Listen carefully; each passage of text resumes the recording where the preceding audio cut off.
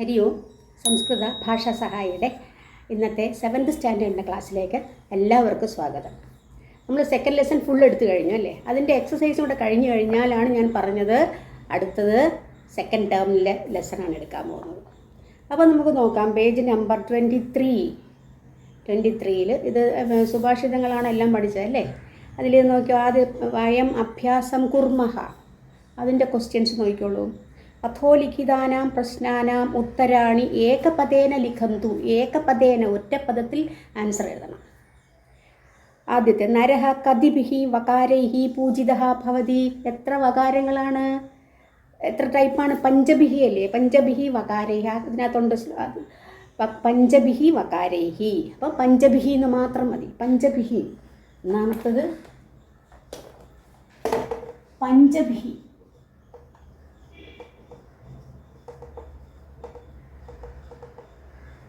അത് വി വകാരൈ. അടുത്തത് പുരുഷേണ കതി ദോഷാഹ ഹാതവ്യാഹ. പുരുഷേണ കതി, how many, ദോഷാഹ, എന്ത് ദോഷങ്ങൾ കളയണം? ഷഡ് ദോഷാഹ. അപ്പോൾ ഷഡ് എന്ന് മാത്രം മതി. ഷഡ്, ബാക്കിയാണ് തൊണ്ട്. ഷഡ്. പിന്നെ വന്നു ബുദ്ധി കേന ശുദ്ധ്യതി. ബുദ്ധി എന്തിനാൽ ശുദ്ധമാക്കുന്നു? ബുദ്ധി എന്താണ്? ജ്ഞാനം കൊണ്ടല്ലേ. അപ്പം ജ്ഞാനേന. കേന എന്ന് പറയുമ്പോൾ അതുപോലെ ആൻസർ ജ്ഞാനേന.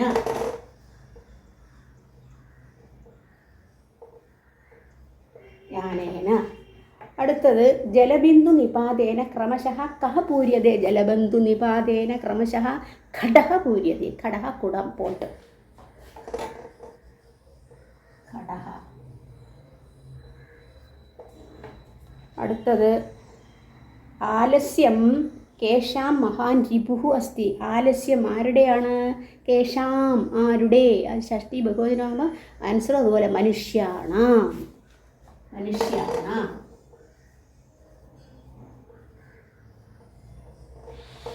മനുഷ്യാണാം മഹാരിപുഃ. അപ്പോൾ അതിൻ്റെ കഴിഞ്ഞു. അടുത്ത ക്വസ്റ്റ്യൻ വരുന്നത്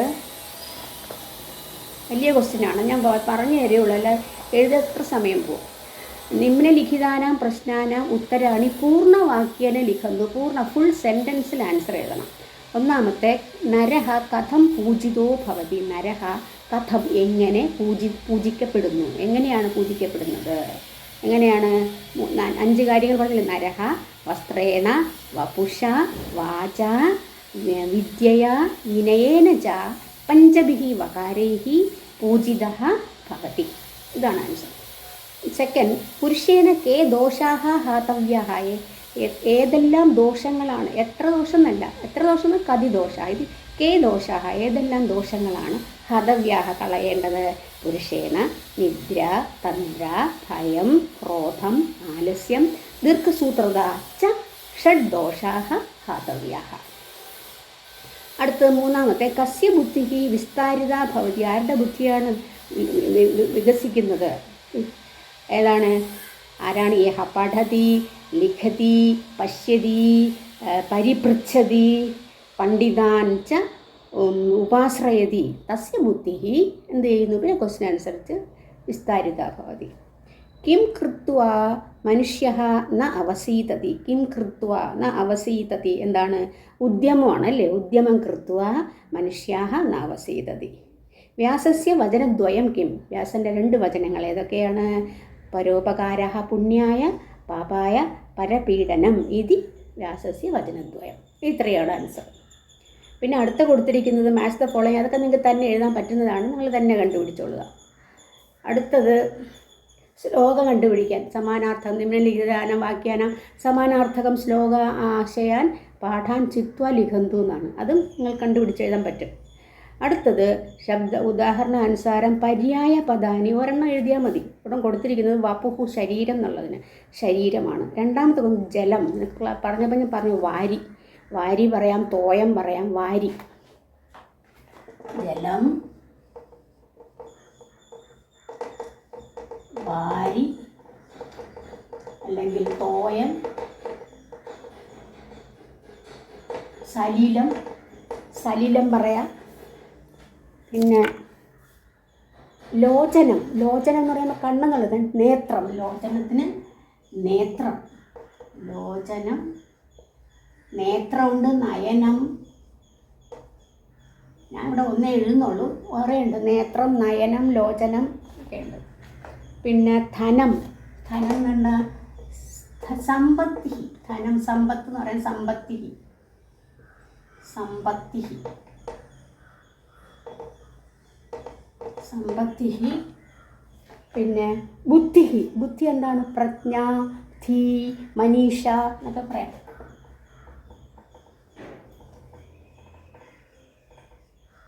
ബുദ്ധി, പ്രജ്ഞ, ഞാൻ പ്രജ്ഞ മാത്രമേ ഇവിടെ എഴുതുന്നുള്ളൂ. പ്രജ്ഞ ഉണ്ട്, മനീഷ ഉണ്ട്, ധീ ഉണ്ട്, പിന്നെ ചിത്തമുണ്ട്, ചിത്തം എന്ന് പറയാം. റിപുഹു, റിപു എന്ന് പറയുന്നത് ശത്രുഹു, റിപുഹു ശത്രുഹു, റിപുഹു ശത്രു. ഇവിടെ ഒരെണ്ണേ പറഞ്ഞിട്ടുള്ളൂ, അതുകൊണ്ടാണ് ഞാൻ ഒന്ന് തന്നെ എഴുതുന്നത്. കുറേ ഉണ്ട്, ഓരോന്നിനും പലതും ഉണ്ട്. ഒന്നാണ് ഉദാഹരണം തന്നിരിക്കുന്നത്. ഇനി അടുത്ത് പറഞ്ഞിട്ടുള്ളത് അത്ര ഇതം അവധേയം. എന്താ മനസ്സിലാക്കേണ്ടുന്നത്? തൃതീയ വിഭക്തി. ഈ പാഠത്തിൽ ഞാൻ പഠിച്ചത് മുഴുവനും മുക്കാലും എന്താണ്? തൃതീയ വിഭക്തിയാണ്. അപ്പോൾ പുല്ലിംഗ ശബ്ദത്തിൽ തൃതീയ വന്നു. അപ്പോൾ ഛാത്ര ശബ്ദം, ഛാത്ര സ്റ്റുഡൻറ്റ്, ഹീ സ്റ്റുഡൻറ്റ്. അപ്പോൾ ഏകവചനം വന്നപ്പോൾ ഛാത്രേണ, തൃതീയാണ്. ഛാത്രേണ, ദ്വിവചനം ഛാത്രാഭ്യാം, ബഹുവചനം ഛാത്രൈഹി.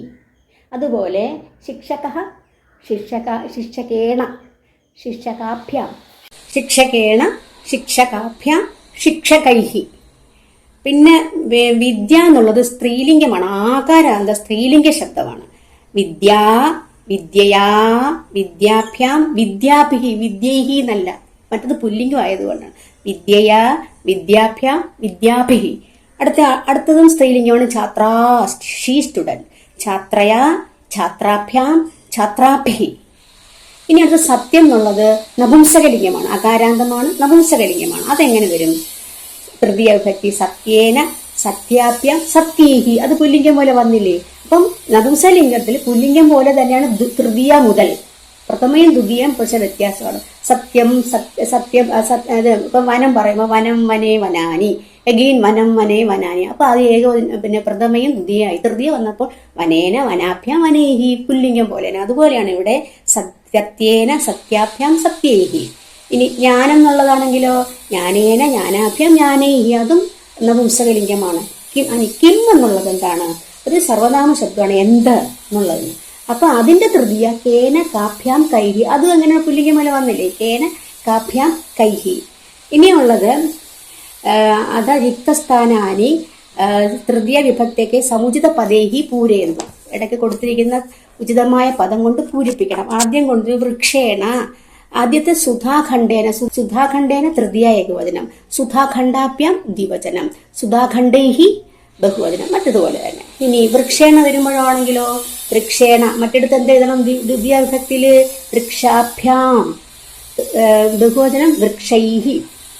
ഇനി അടുത്തത് ലതാഭ്യാം, ലതാഭിക്കും തന്നിട്ടുണ്ട്, ദ്വിവചനവും ബഹുവചനവും തന്നിട്ടുണ്ട്. തൃതീയ ഏകവചനം എങ്ങനെ വരും? സ്ത്രീലിംഗമാണ്, ലതയാ. ഇനി അടുത്തത് ദേശാഭ്യാം, ദേശൈഹി. അത് പുല്ലിംഗമല്ലേ? അപ്പം തൃതീയ ഏകവചനം എങ്ങനെ വരും? ദേശേന. പിന്നെ അടുത്തത് പുണ്യേന തന്നിട്ടുണ്ട്, ഏകവചനം തന്നു, ദ്വിവചനവും ബഹുവചനവും വേണം. പുണ്യേന, പുണ്യാഭ്യാം, പുണ്യൈഹി. ഇനി അടുത്തത് വിനയൈഹിന്ന് ബഹുവചനം തന്നു, ഏകവചനവും ദ്വിവചനം എങ്ങനെ എഴുതും? വിനയേന, വിനയാഭ്യാം, വിനയൈഹി. അപ്പൊ ഇങ്ങനെയെല്ലാം കൊടുത്തിരിക്കുന്നു. അടുത്തത് നിങ്ങൾക്ക് സുഭാഷിതം കണ്ടുപിടിച്ച് എഴുതേണ്ടത് തന്നെ എഴുതാം. പഠിത്വ റിക്തസ്ഥാനാനി പൂരയന്തു. ആലസ്യം ഹി മനുഷ്യാണാം ശരീരസ്ഥോ ഡാഷ് രിപുഹു. എന്താ? മഹാൻ രിപുഹു. ഡാഷ് വചനേ കാദരിദ്രത. എന്താ? പ്രിയവാക്യ പ്രധാനേന കാദരിദ്രത. യഹ പഠതി ലിഖതി പൃച്ഛതി ഡാഷ് പരിപൃച്ഛതി. സഹേതുഹു സർവവിദ്യാനാം ഡാഷ് ധനസ്യ ച ധർമ്മസ്യ ധനസ്യ ച. ഡാഷ് ബുദ്ധിർ ജ്ഞാനേന ശുദ്ധ്യതി. വിദ്യ തപോഭ്യാം ഭൂതാത്മാ ബുദ്ധിർ ജ്ഞാനേന ശുദ്ധ്യതി എന്നാണ്. അടുത്തത് നിങ്ങളിത് വായിച്ചു നോക്കുക. അമരകോശത്തിൽ നിന്നുള്ള വാക്കുകളാണ്. അത് കഴിഞ്ഞിട്ട് ഇനി അടുത്ത ലെസൺ എന്ന് പറയുന്നത് ഞാൻ അന്ന് പറഞ്ഞു. പിന്നെ ഇത് നിങ്ങൾ ഷെയർ ചെയ്യാൻ പറഞ്ഞിട്ടുണ്ടായിരുന്നു. ഷെയർ ചെയ്യണം, എന്നാലും മറ്റുള്ള കുട്ടികൾക്ക് അറിയണ്ടേ. അതായത് ലെസൺ 8 മുതലാണ് ഇനി എടുക്കാൻ പോകുന്നത്. അടുത്ത ക്ലാസ് മുതൽ. അപ്പോൾ ഇന്നത്തെ ക്ലാസ് ഇവിടെ പൂർണ്ണമാകുന്നു. അടുത്ത ക്ലാസ്സിൽ കാണുന്നവരെ എല്ലാവർക്കും നന്ദി, നമസ്കാരം.